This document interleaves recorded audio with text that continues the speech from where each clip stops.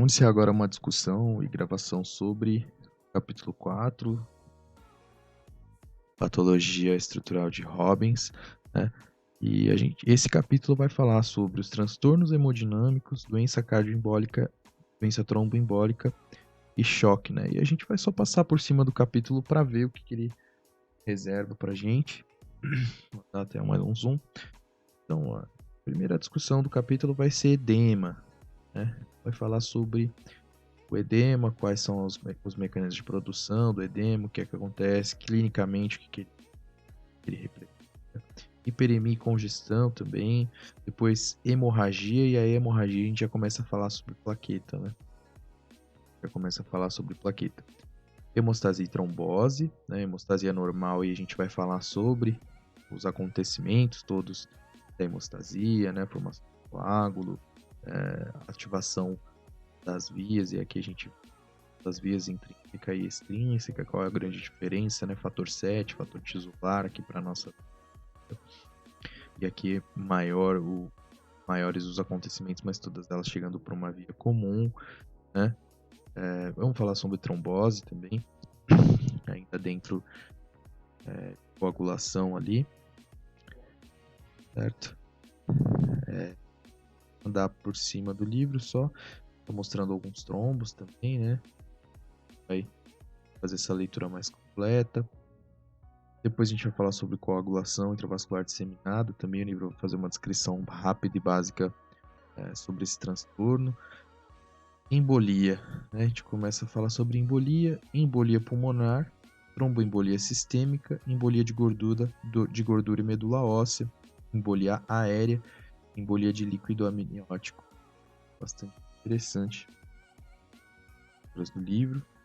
Aqui vai falar sobre infarto, dos tecidos infartados, infarto renal, e o último tema vai ser choque. E aí a gente vai ver os diferentes tipos de choque, né? Choque cardiogênico, choque hipovolêmico, choque séptico. E o livro vai fazer uma descrição mais detalhada sobre a patogenia do choque séptico, para a gente ver melhor. Aqui tem uma descrição bem bonita, uma imagem que vai ajudar a gente a entender o choque séptico. O meu vídeo, fases do choque, né? Ponto bastante importante, o último aqui aparentemente. Eu vou fazer esse perguntas e respostas aqui. A compreensão das diferentes fases do choque e quais são as sequências clínicas do Robbins. isso É representa. bastante interessante, então eu deixei aqui não sei separado como vai ser uma o aba vídeo, para as perguntas e uma aba para as não sei respostas. se eu vou E alguns deles eu já respondi, né? Eu tô respondendo a pergunta, vindo aqui para confirmar a resposta. Inclusive, a resposta tem uma confirmação. E é o ponto A resposta tem uma explicação do porquê que não podem ser nenhuma das outras opções, né? Então é bastante interessante. Capítulo 4, transtornos hemodinâmicos, doença E é um exercício diferente, né? Então, começar com a primeira pergunta. A primeira pergunta é: uma mulher de 45 anos que permanece de pé durante grandes períodos de tempo do trabalho observa que tem inchaços na parte inferior das pernas e nos pés no final de um turno de 8 horas, mas não tinha tumefação no início da jornada, né? Não apresenta dor nem eritema associados ao inchaço, não tem outros problemas de saúde, nem toma medicação. As provas de laboratório mostram que a função renal e hepática são normais. Quais os seguintes mecanismos que explicam melhor esse fenômeno, né? Então a gente tem ingesta excessiva de água livre, hipoalbuminemia. Então ingesta excessiva de água livre não é porque a função renal está normal, né? Se fosse isso, a gente teria que ter uma função renal reduzida, problemática. Hipoalbuminemia, função hepática está normal, então em teoria a gente tem falta produção de uma produção normal de albumina, e também não tem excreção renal, né? A função renal está preservada. Aumento da pressão hidrostática, que foi o que eu imaginei, né? Então a gente provavelmente tem aqui nessa mulher uma insuficiência cardíaca esquerda, uma insuficiência cardíaca direita, na verdade, né? Uma insuficiência cardíaca congestiva, em que a gente tem um aumento da pressão hidrostática dando a volta lá pros pulmões e um caso é para os pulmões e o outro caso é para baixo, né? Produzindo aí um edema generalizado, sobretudo em membros inferiores. Então, acho que está mais relacionado a isso, o aumento da pressão hidrostática de maneira geral, né? Nesse indivíduo. Obstrução linfática, acho que fica longe do que o exercício sugere. Hiperaldosteronismo secundário. Eu não sei como a gente excluiria o hiperaldosteronismo secundário para esse caso, mas a gente vai observar melhor aqui, né? Mas o que traz mais informação mesmo é o fato de que ela fica muito tempo de pé. Se ela fica muito tempo de pé, ela tem um aumento da pressão hidrostática nos membros inferiores.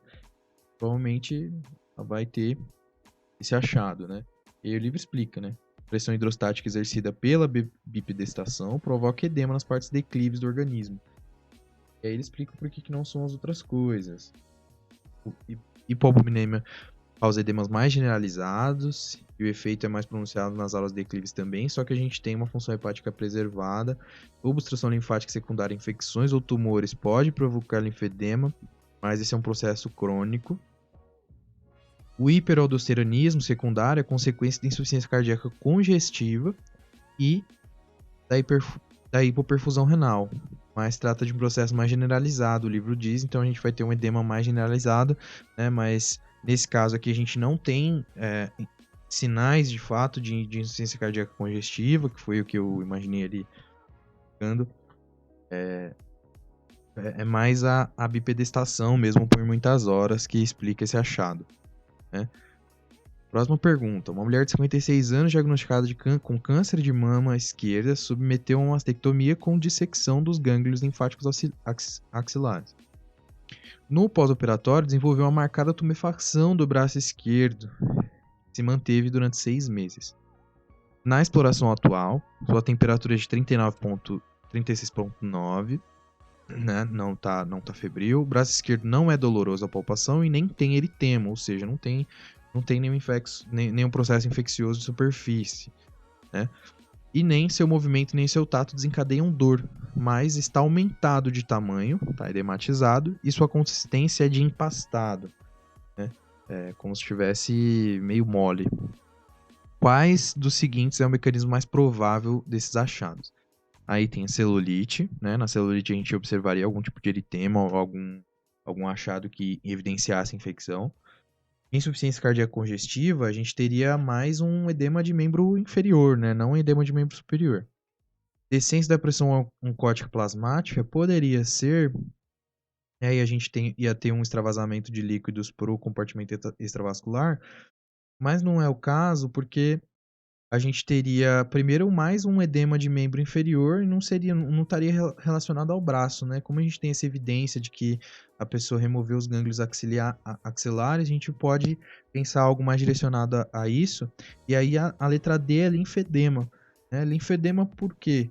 Porque a gente sabe que os gânglios linfáticos são os responsáveis ali por drenar o excesso de líquidos no compartimento extravascular no membro, né?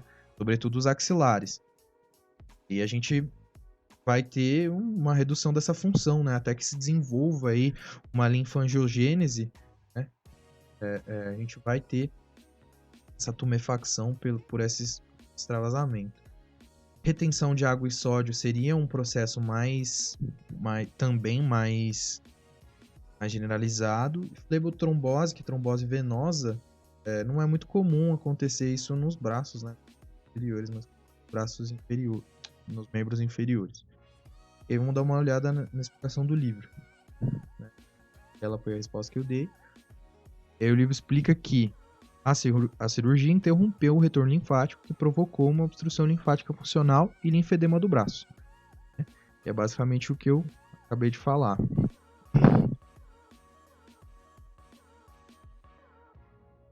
Flebotrombose é infrequente nas extremidades superiores, de fato, é isso mesmo.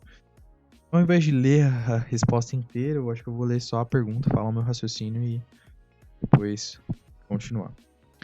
Então, uma mulher de 37 anos nota um bulto na mama esquerda, né? Um nódulo na mama esquerda, desde 2 meses, há 2 meses atrás. Na exploração física, a pele dessa mama está engrossada e tem hoyuelos, que eu imaginei que fosse umas irregularidades. A cor é laranja avermelhado, certo? A mamografia revela densidade de 3 centímetros nessa zona. E se realiza uma punção aspiração com a agulha fina da massa e o exame microscópico revela um carcinoma. Qual dos seguintes mecanismos explica melhor a imagem macroscópica da pele da mama esquerda? Né? Então, o que a gente teria? Inflamação crônica? Eu imaginei que pudesse ser isso, mas o livro traz que carcinoma de mama não produz essa inflamação crônica. Congestão passiva crônica? Congestão não poderia ser, porque a gente sabe que as redes, né, vasculares na mama são vastas, né? Bastante coisa. Então, não seria isso. Necrose isquêmica, eu não lembro porquê. Mas obstrução linfática foi o que eu imaginei, né? Um ponto específico, obstrução linfática ali dos linfonodos superficiais, onde a gente teria ali certa êxtase, né? E um inchaço. Trombose venosa também não, porque tem circulação colateral de veia também. E aí o livro vai explicar que né, a extensão do câncer aos linfáticos dérmicos produz a imagem da pele de laranja na mama. E aí é o que ele fala. A isquemia não é frequente na mama, pela abundante irrigação arterial. Como a mama tem uma drenagem venosa extensa, é improvável que o câncer ou outra lesão focal de tipo massa causem congestão e edema significativos, inflamação crônica infrequente do tecido mamário e não se associa ao câncer. Então, mais ou menos o que a gente tem. Próxima pergunta. Uma criança de 7 anos apresenta letargia progressiva de 1 semana de evolução. Na exploração física, ele tem um edema periorbitário e um edema com fóvea nos membros inferiores, nos tobilhos, canelas? Não. Bom, enfim. Os tobilhos, né? Dos pés. Mas está normotenso e afebril. Provas de laboratório mostram albuminúria intensa, certo? Ou seja, a gente tem evidência aqui de uma falha renal, né? Falha renal, um descenso da albumina, provavelmente em sangue, e uma falha renal. Recebe um diurético tiazídico e a diurese aumenta com que os edemas se resolvem. Então a gente teve ali um estímulo à função renal, né? Uma função renal que deixou de reter esse sódio, né? Deixou de reter esse sódio, expulsou esse líquido.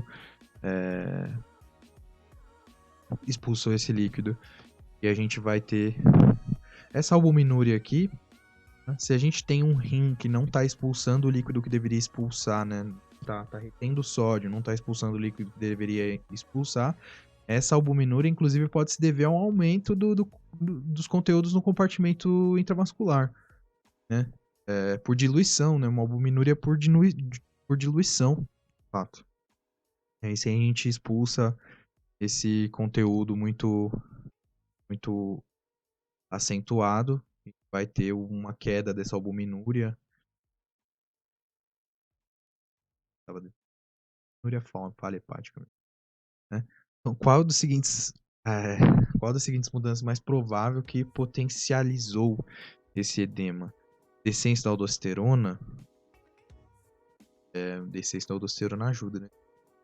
Menor quantidade de renina? Também não. Aumento da albumina? Não, aumento da albumina ia segurar esse líquido no compartimento intravascular. Aumento do cortisol? Não. Redução do hormônio antidiurético? Poderia ser o caso, mas aqui, redução do hormônio antidiurético poderia ser o caso. Mas aqui, é um aumento do hormônio antidiurético que vai segurar mais. Então também não é o caso.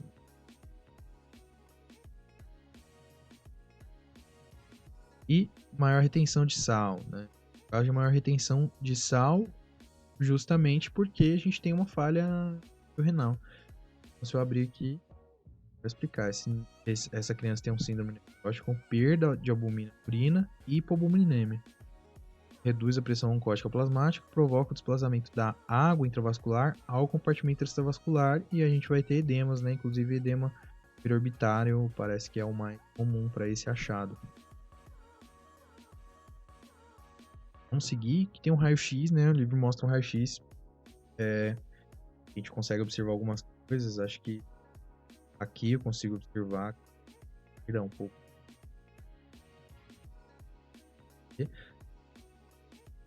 pouco de cefalização aqui nos vasos, né? Ou seja, congestão aqui nesse pulmão. Mulher de 94 anos apresenta disneia e tosse progressivamente maior com esputos progressivamente maior com esputo espumoso no último mês. Esputo espumoso. Interessante esse achado. Não tem febre. Bom, não tem febre já faz a gente pensar melhor em outras coisas do que causas infecciosas. A figura mostra radiografia de tórax. Qual dos seguintes mecanismos é mais provável que influa no desenvolvimento dos infiltrados pulmonares, né? O que tem nesse pulmão?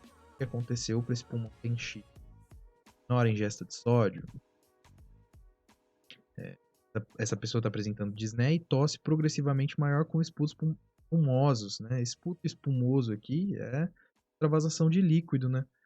Então, se a gente tiver um aumento da pressão hidrostática, certo? Para dentro dos capilares ali pulmonares, esse líquido precisa ir para algum lugar, né? Quando a gente tem congestão, precisa para algum lugar. E ele vai acabar indo para os alvéolos, e aí eles vão ser expulsados, esse líquido vai ser expulsado, né? Junto com o ar. Iria nos alvéolos, a gente vai ter esse espumoso. Então, aumento da pressão hidrostática explica mais o que está acontecendo com essa senhora. Certo? Então, para descer aqui para a gente dar uma olhada, né? 5C tem insuficiência cardíaca congestiva, né? Com infiltrados pulmonares difusos bilaterais secundários a edema. O lado esquerdo do coração é insuficiente, o que aumenta a pressão hidrostática, né? Se a gente tem um lado esquerdo que não consegue botar o sangue, não consegue ejetar esse sangue aí, o sangue vai se acumulando na aurícula e vai voltando para os pulmões, aumentando a pressão no pulmão e vai começar a vazar para o alvéolo, né? Então aumenta a pressão hidrostática nessa senhora. Um homem de 50 anos sofre um infarto da parede anterior do ventrículo esquerdo, né? Um infarto de parede anterior, recebe tratamento com antirrítmicos e vasopressores, permanece estável até que desenvolve uma disneia grave aos 3 dias.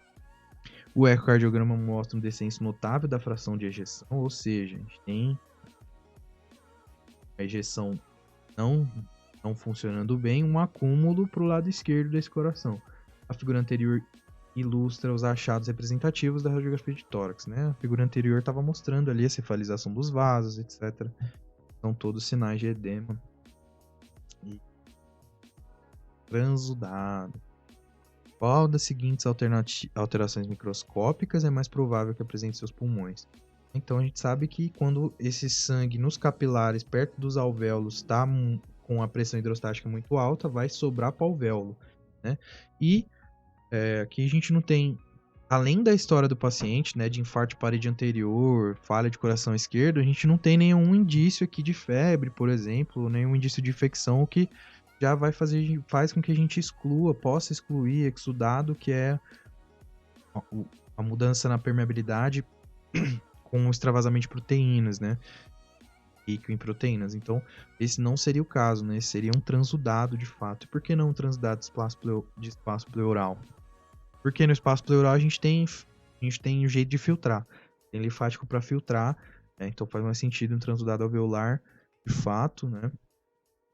E aí a gente vai ver que insuficiência aguda do ventrículo esquerdo depois de um infarto de miocárdio causa congestão venosa no leito capilar, né? Pulmonar, e aumento da pressão hidrostática que conduz ao edema pulmonar por transudado ao espaço alveolar.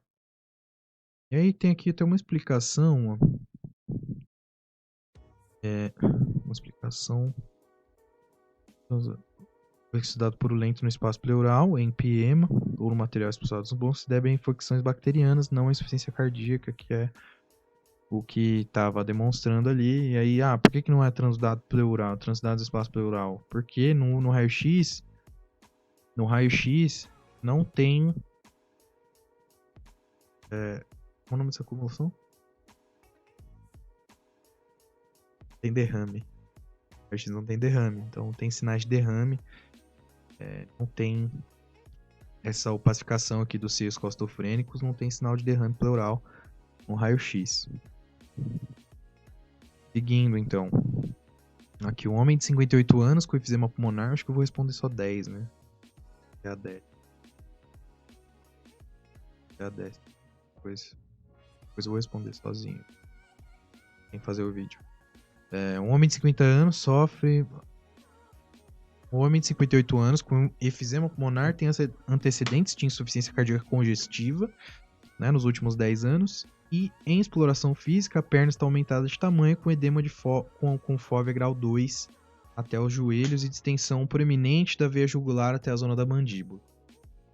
Certo? Então essa pessoa tem uma insuficiência cardíaca congestiva que já está muito acentuada, né?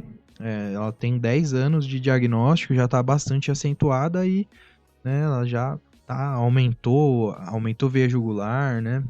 Tensão de veia jugular, já tem edema bilateral até o grau 2, inclusive, até os joelhos. Então é bem marcada essa insuficiência cardíaca congestiva.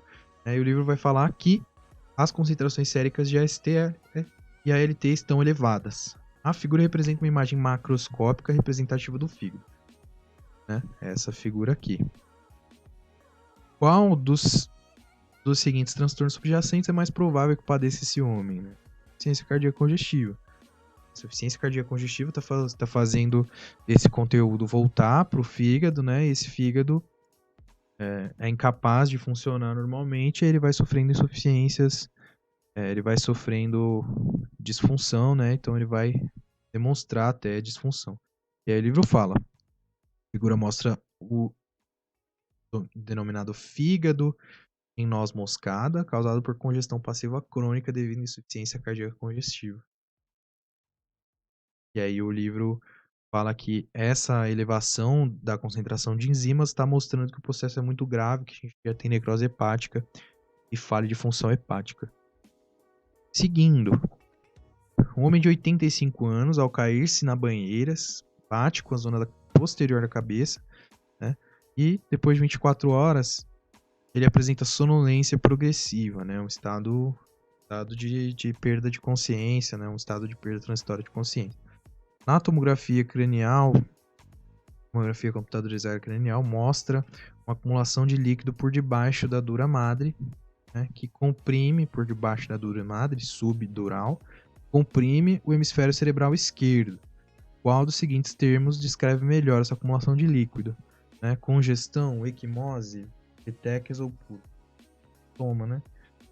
Hematoma, que é essa grande concentração de sangue lugar, uma cavidade. Então, o 8C tem um hematoma subdural devido a que o traumatismo causou rupturas, né? Rupturas das veias cerebrais. Indo, tem um coração, um saco pericárdico, né? E a gente está olhando estudo de autópsias para correlacionar os padrões de hemorragia com as causas subjacentes. Os pacientes com a imagem macroscópica de hemorragia apresentada na figura tiveram a perda de sangue mínima, mas muitos outros órgãos mostravam um aspecto similar ao mostrado aqui, que é este aspecto aqui, né? Cheio de sangramentozinhos pontiagudos espalhados. Qual dos seguintes termos descreve melhor esse padrão? Congestão, equimose, hematomas, não, petequias. São famosas petequias. Seguindo, então, uma ferida superficial por punção causada por agulhas produz hemorragia muito pequena em pessoas sãs. Segundos depois da picada, a hemorragia cede. Qual dos seguintes mecanismos é provável que detenha a pequena hemorragia alveolar dessa lesão? Né? É o que acontece primeiro, né? Segundos depois ela para, a vasoconstrição ela já resolve. São os poucos casos em que a vasoconstrição já resolve esse sangrado. Um jovem, vou continuar mais um pouquinho, até os 25. Um jovem de 15 anos se corta a planta do pé ao pisar em um troço de cristal. Na exploração, a laceração superficial de 0,5 centímetros deixa de sangrar aos 5 minutos de aplicar pressão local. Qual das seguintes substâncias liberadas pelo endotélio é mais provável que contrarreste a agregação plaquetária de cerca dessa zona de lesão? Então, o que é liberado pelo endotélio que contrarresta a agregação plaquetária? Ativador de plasminogênio celular, né? Então, o endotélio é responsável pela liberação de ativador de plasminogênio celular. A 11 deve ser direitinho. Prostaciclina. Lesão endotelial libera uma glicoproteína, um fator celular 3, que ativa o processo de coagulação e as plaquetas. O endotélio intacto adjacente gera prostaciclina através do metabolismo crônico para inibir a propagação do coágulo depois da zona de onde é necessário. Limita essa formação plaquetária, né?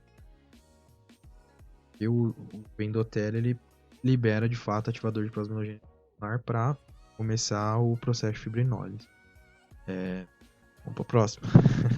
Em um experimento, se estuda a formação de trombos em áreas de lesão vascular. Se impede a propagação do trombo.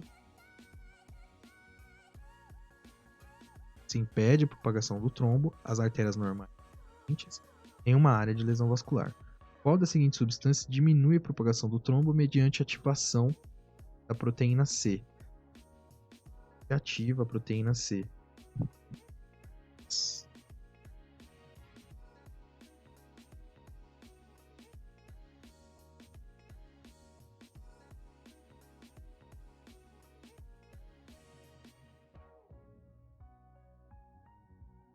Bom, tô entre trombomodulina e fator plaquetário aqui. Para esse caso, eu acho que vai com fator.